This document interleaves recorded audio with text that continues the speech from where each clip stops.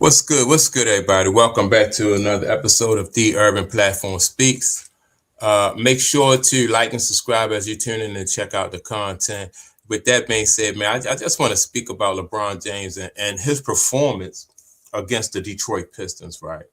And the reason why I'm pointing this one out is because it was just so obvious of how how slow and like how tired and old LeBron looks in this game.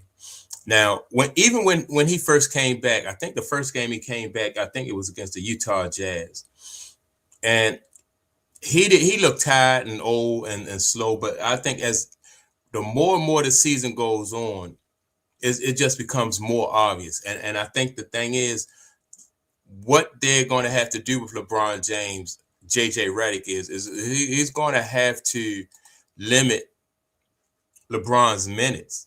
Especially if they want to be effective.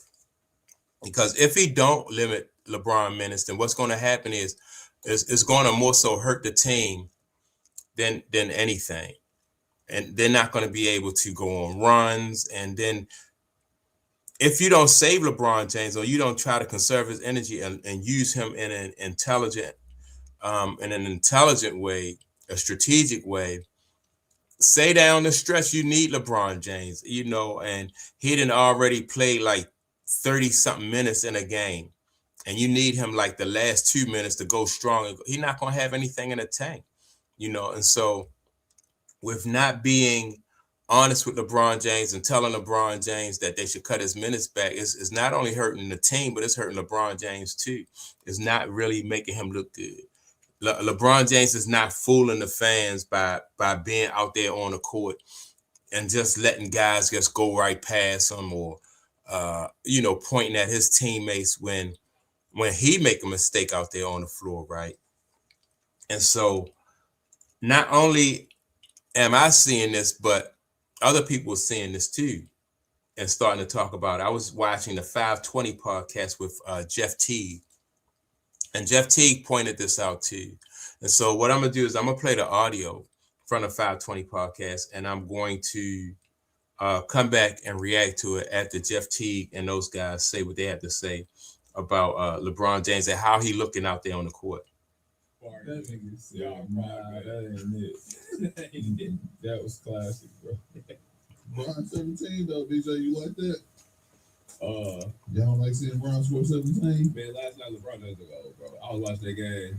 He all that. Oh my life, bro. I was like, damn, bro. Shout out to my nigga Woo, but when Woo was locking him up, I didn't want to say that, but in my mind, I was like, there was an ice on the third quarter where he was comfortable with LeBron. I was like, bro, this is crazy. I was like, that was Woo right there. Yeah, I was like, damn, bro. I know you're gonna take a picture with your kids, man.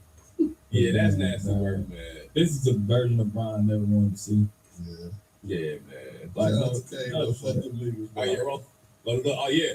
Shout out to my dog, D. Good shots. Shout out to V's, bro. V said the truth last night. And I'm gonna let y'all go look it up, man. V spoke the truth. Shout out to V's. Jake, that town's finest. Find the ground, brother.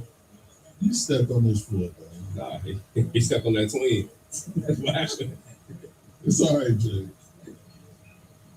That's Kane. He's a cone, bro. Yeah. He's not even looking at LeBron. Niggas don't even care that he right there. Yeah, shout out to Jake, boy. You earned your money last night. And you burnt a lot of calories yesterday, boy. Nah. See, when you have guys that are like that's really just going at LeBron James, like seeking him out on the court, it's just not a good look. It's just not a good look. That's a sign that, like that's a weakness. And if you continue as a coach or even as a player, if you continue to let LeBron James' weakness be exploited like that, then you're not doing the team no favor. Jeff Teague and I don't know the rest of the guys' name on his show, but they said they calling LeBron James a cone, like you basically he just like one of those little cones that you practice with on the court and you just go right around him. So the only way I see right now for the Lakers to be able to combat that is to is to limit his minutes, because if he out there, when he's out there, you want him to be have some type of effect, a positive effect on the game. And if he can only give you two, or let's say he can give you 3 or 4 strong minutes out there, and that's all you get, like 16 minutes a game, 16 to 20 minutes a game. Just go all out, push yourself for those 16 to 20 minutes a game, or 4 minutes a quarter. You don't need LeBron James logging these 30-something minutes a game. And I think after 20 minutes, I think LeBron James is really hurting the team. I don't think he have any more than 20 minutes a game that he can give and be effective. And you would make him look good, you're able to hide them, and then you can put younger guys in there who want to play defense, or who can play better defense. And it's not like you're going to be missing him offensively, especially like when you got Luka out there, then you got Austin Reeves. When Austin Reeves come back, you just let Austin just do his thing, and LeBron just do his thing like in spots and spurts and stuff like that.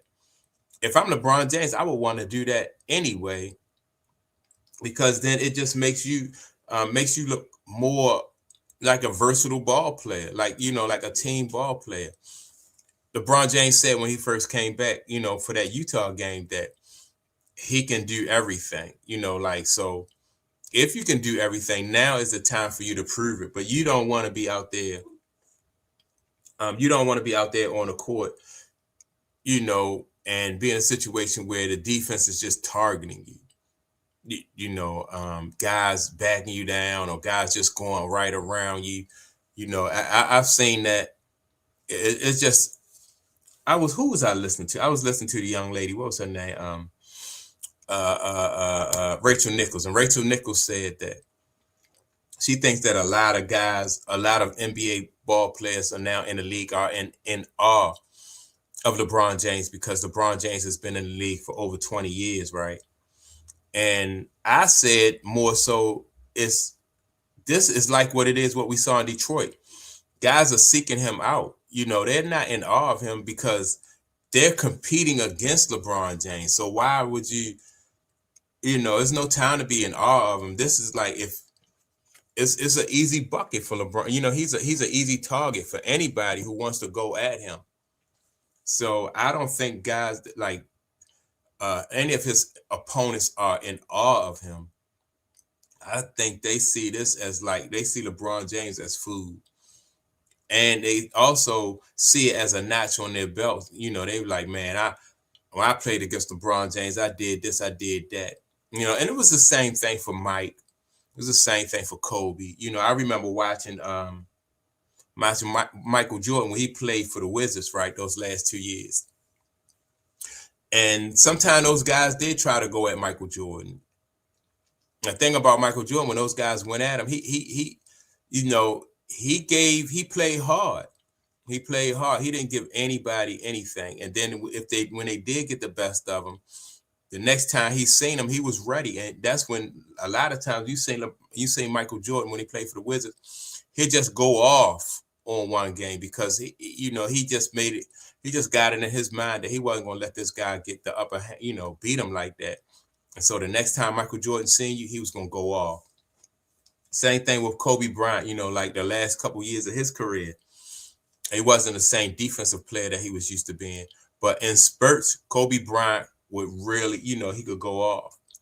And when a player get up in age and they get older like that, that's really basically all you can expect is for them to be able to go off at certain times of the game, and good coaches are saving those guys for moments like that, because they know if they have the energy and if they have the, at the end of the game, if they had the energy, they can win a close game for you because they have the experience and that's just what they've been doing their whole career. They know how to do that.